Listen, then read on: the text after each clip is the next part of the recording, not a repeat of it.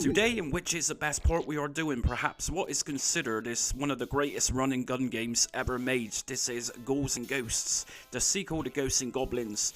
Considered to be one of the hardest arcade games of all time, you will rage at this game and likely shed a tear or two when dying having to start from checkpoint far back in the game. The game is brutal, but a brilliant game that most have very fond memories of playing either in the arcade back in 1988 or at home. Surprisingly though, most of the ports are fairly decent with this game. But anyways, as always, let's start from what I consider as the worst port.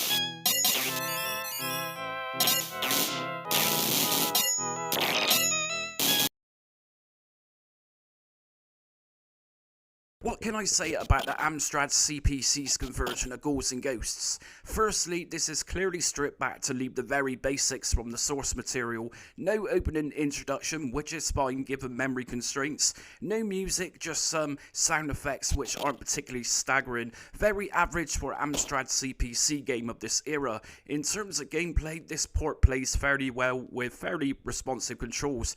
Punishing collision detection, I think the main problem with this version is the very dull choice of colours that the coders chose for this particular version.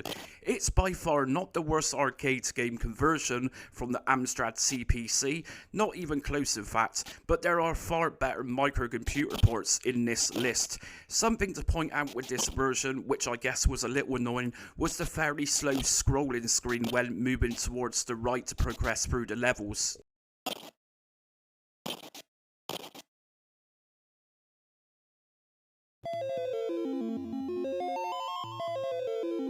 Not entirely saying the Commodore 64 conversion is bad, but by far the least best out of the rest to come in this video. I did notice a couple of glitches whilst playing. For example, I am walking on a hill and I then just fall unwillingly to the bottom level. Something else which is a little off but not entirely a deal breaker is that in order to shoot enemies you need to duck down, otherwise the spears fly over enemies' heads. The game itself isn't the nicest looking version, but in true 64 style, the music produced from the awesome SID chip makes up for this with its own version of stage music, in which you can select between music or sound effects for the game itself. This is one of the games I used to play on the C64 as a kid. I remember getting fairly far with this one, if memory recalls. Yes, the difficulty level can get savage with this version, but remember, Ghouls and Ghosts is by definition notoriously hard. Lastly, enemy sprites have been toned down in this version, which isn't a bad thing either, as too many sprites on screen at once would have caused slowdown. All in all, not a horrendous conversion at all, but there are better versions to come.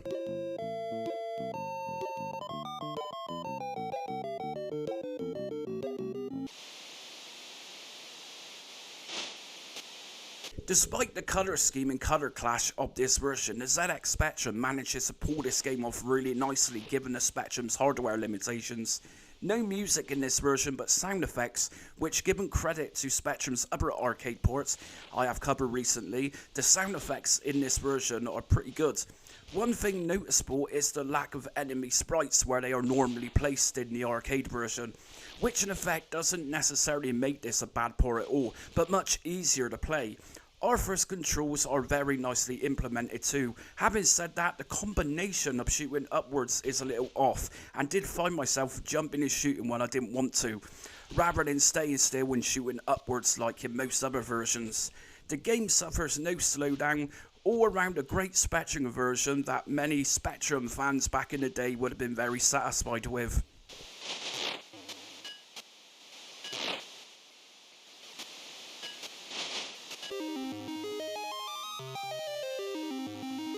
Now, this was the first time ever playing the Atari ST version of this game. I was surprised to hear the same in-game music as the Commodore 64's version, so the same composer, I'm guessing, who worked on both 8 and 16-bit versions. Now, this game is frustratingly difficult, but I am putting that down with not particularly best controls and a slight bit of lag every now and again. Is this the version you likely screamed and raged back at back in the day? Yes, more than likely. No introduction, or at least no introduction like the arcade version had. The choice of colours used in this version are a little on the dull side. Collision detection is fairly spot on though. I did find the hills where tentacles start appearing very difficult due to slowdowns and a slight delay when firing.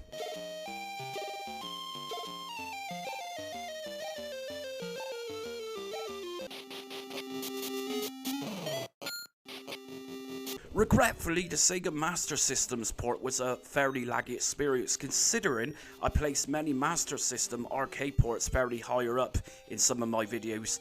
This game just wasn't that great as some other of the ports. Firstly, slowdowns were far too common in this port, although the game looked really nice and the controls were certainly nicely implemented too. It just seemed far too laggy to have a real enjoyable experience. Now, every other port I've played features a continuous first stage without the need of, say, exiting for a new screen to appear. That's not the case with the Sega Master System's version.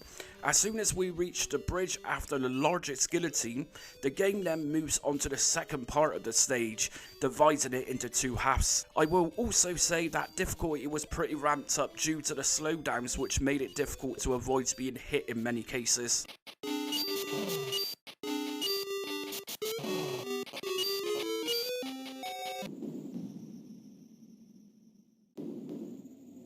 The first thing which stood out with the Commodore Amiga's conversion of Ghouls and Ghosts was the music. It changed to a new soundtrack entirely, which sounded almost very sinister, which kind of grew on me after playing the first stage of this game. In terms of controller input, I found controls very good for this port, although shooting upwards without jumping simultaneously was a little bit odd. Collision detection also seems pretty spot on with the Amiga version. In other words, every time I was hit, which was very often, it would make my armor fly off. The colours used are okay, they aren't great. I think the colour palette could have been slightly brighter, as the original Capcom game is actually fairly bright and vibrant, such as the grass. I will add that in the Amiga port we don't actually get a proper introduction, but rather it cuts straight into the game by pressing fire, and obscure piece of medieval style music playing at the introduction of the game. In terms of difficulty level, this game is very tough, just like most other versions of it. There is no sound effects with the Amiga port, just music, which could have added a little more substance if some sound effects was used. However, in most cases of Amiga games, this is generally the rule, music or sound effects. Is this port worth playing? I would say yes, a very good port with not much to complain about.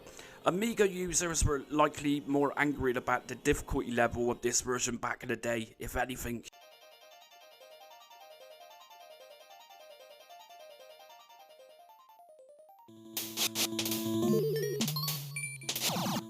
Now, first thing you will likely notice with the PC Engine or TurboGrafx 16's port of Ghouls and Ghosts is that this version actually runs a little faster than the other versions I've covered so far, which is nice, but at recording this video at this point, I kind of got into a slower pace of moving through the game.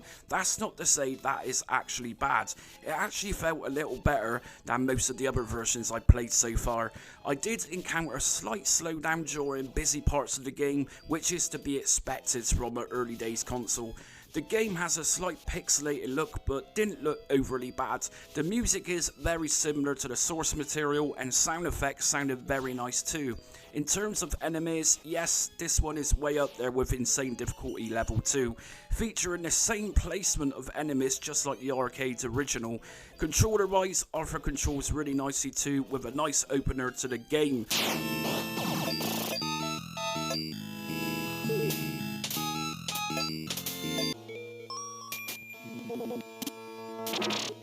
Now, although the PC Engine's conversion was pretty awesome, the Mega Drive or Sega Genesis version is just that slight better.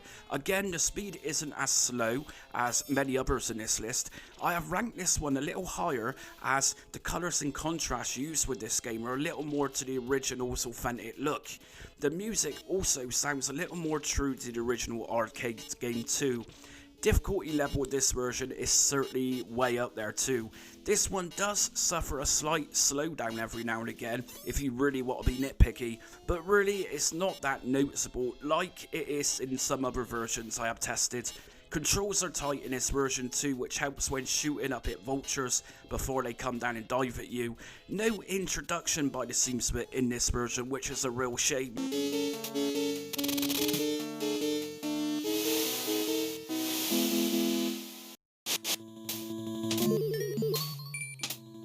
This is a superb port of the classic arcade game. Colours are spot on, as so are the controls. This is one of the best versions that matches the source material in more than one way. The controller scheme is identical. For example, press up and fire, Arthur shoots upwards without having to jump. This could be pretty annoying in some of the other conversions I played. Music wise, I found the music in this version to be the same as the arcades, although a little better if I'm honest. The music has a slight echo and it tends to work very well. Nice touch of added sound effects too simultaneously. In terms of difficulty, this one is pretty high up there. More ghouls and ghosts to kill, opposed to other versions of the game which had less enemies to kill due to memory constraints. This port also contains the original arcade game's opening too. It's just a real shame that the super graphics never took on. This seemed like a powerhouse of a console.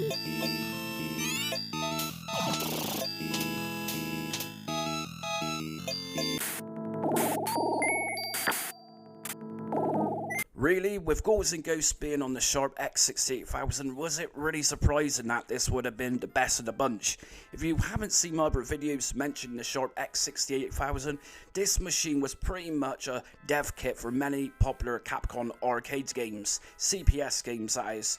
A complete powerhouse of a machine, actually considered as a Japanese home computer. This port matches the arcade original nicely. Is this version as tough as the original? Yes it really is. This version's pixelation isn't as noticeable as most other ports and just looks that little bit smoother with nice tones of colour too. An absolutely flawless port of the arcade game and it's highly worth checking out. So that's it for today's Which Port is the Best? Let me know in the comments which was your favourite port of Ghouls and Ghosts and which one you think should have ranked it number 1. Anyways, until next time, thanks for watching.